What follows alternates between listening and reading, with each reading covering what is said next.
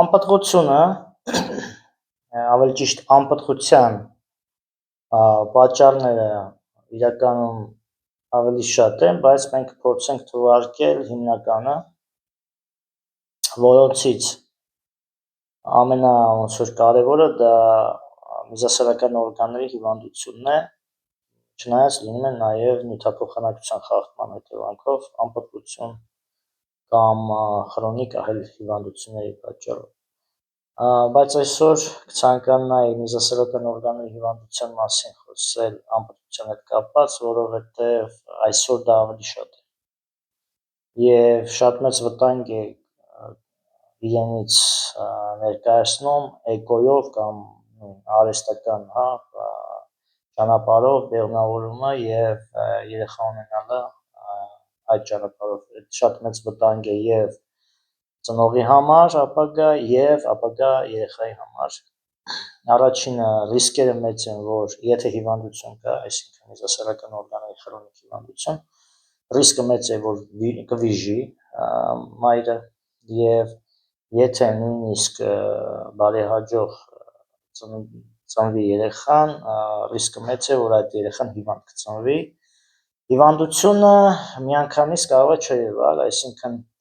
ձեռք կբերի այդ նույն քրոնիկ հիվանդությունը իր ծնողներից, սովորաբար փոխանցվում է երեխաներին, եւ հիվանդությունը ընթացիկ, այսինքն 5 տարեկան, 10, 15 ու 20 նոր ի հայտ կգա, բայց լինում են դեպքեր, որ երեխան ծնվում է հենց պաս ախտանիշներով հիվանդությունների, դեպքեր շատ կան,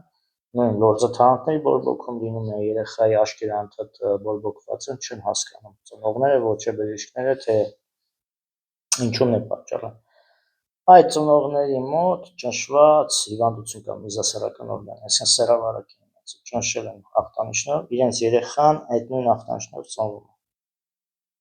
է։ Եվ այդ խեղճ երեխային այնքան են տանջում տարբեր տեսակի, նույնիսկ եղել է հակապարազիտային դեղորայքներ են տվել, հակաբորբոքային ու ավելի են օրգանիզմը տանջում են մարդուն, երեխային տանջում են։ Այս պատճառով, որ ծնողը իր երեխային փոխանցել է իր հիվանդությունը քրոնիկ ձևով։ Եվ այսօր, եթե 200 տարի առաջ, 150 տարի առաջ դա հիվանդությունների, քրոնիկ հիվանդությունների փոքրամասնությունն էր սեռավարակները քրոնիկ կազմում, այսօր սեռավարակները քրոնիկ կազմում են մեծամասնություն քրոնիկ հիվանդությունների մեջ։ Մարդը այդքան իր ճանապարհը փոխել է դեպի այդ ուղղությամբ։ Եվ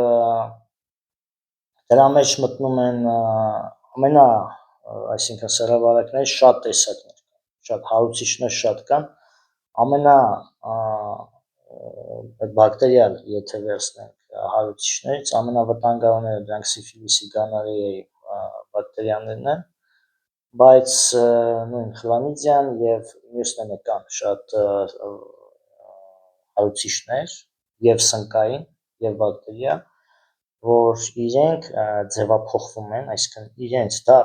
գիտականորեն է արդեն ապացուցված, արդեն մոտ 5-6 տարի է դա ապացուցված է, եթե բակտերիան մտավ օրգանիզմ, եթե հակաբիոտիկներով հարձակում է գնում բակտերիայի վրա, բակտերիան մեծ մասամբ փոխում է իր գենետիկական կոդը արտաքին կեղևի, որպեսզի հակաբիոտիկը չտեսնի, դա մեկը։ Երկրորդ տարբերակը, որ բակտերիան վերածվում է սպորների, արյունից անցնում է ներքին օրգանիզմ որևէ մեկ եւ այնտեղից է սկսում թունավորել օրգանիզմը, հակաբիոտիկը այդ ժամանակ է չտեսնում։ Ինչի քրոնիկ հիվանդությունները վերջի երևի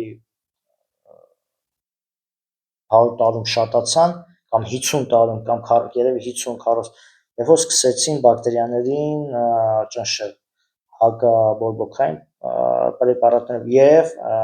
մասնավորապես վերջին 20-30 տարում հակաբիոտիկներով։ Եվ հիմա փորձ է կատարվում, էլի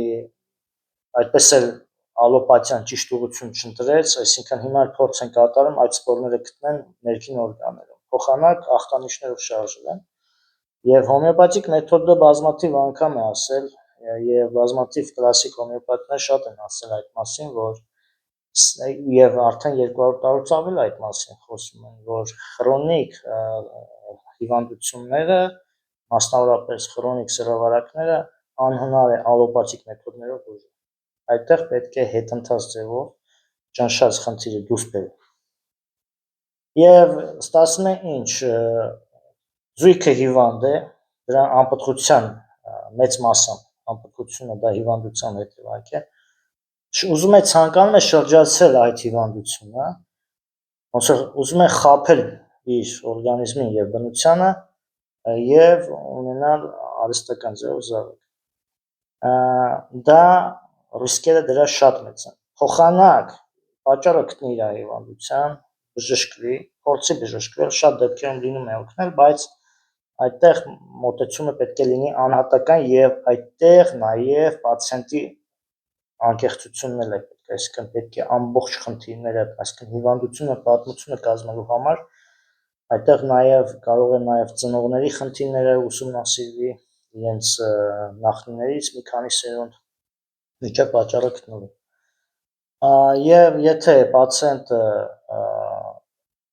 ավելի պատճառն է ցանկանում գտնել, շատ ժամանակ լինում է օգնել եւ նշեմ հորմոնալ թերապիան, որպեսզի այդ էկոյի ժամանակ կամ ընդհանրապես արհեստական բեղմնավորման ժամանակ էկոն եւ հորմոնալ թերապիան դա մեծ վտանգ է կազմում նույն հիվանդության, այսինքն եթե մեզոսերական օրգանների հիվանդություն կա, հորմոնները հիվանդությունը ավելի են բարդացնում, այսինքն հորմոններ են տալիս, որպեսզի ակտիվացնեն, որոշ դեպքերում տղամարդկանց մոտ, որ արտադրվի սպերմատոզոիդ եւ այլն, բայց հետագայում այդ տղամարդու մոտ ավելի բարդ եւ անպտղությունն է ավելի բարդանալու եւ ուրիշ խնդիրներ եւ միանշանակ արհեստական ճանապարհով երեխա ունենալը դա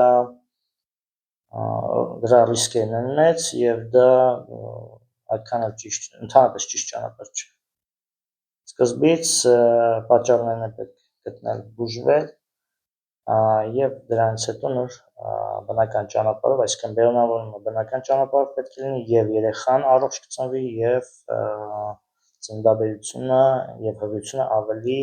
ռիսկերը ավելի ցածր կլինեն այդ ընթացքում։ Առողջ եղեք։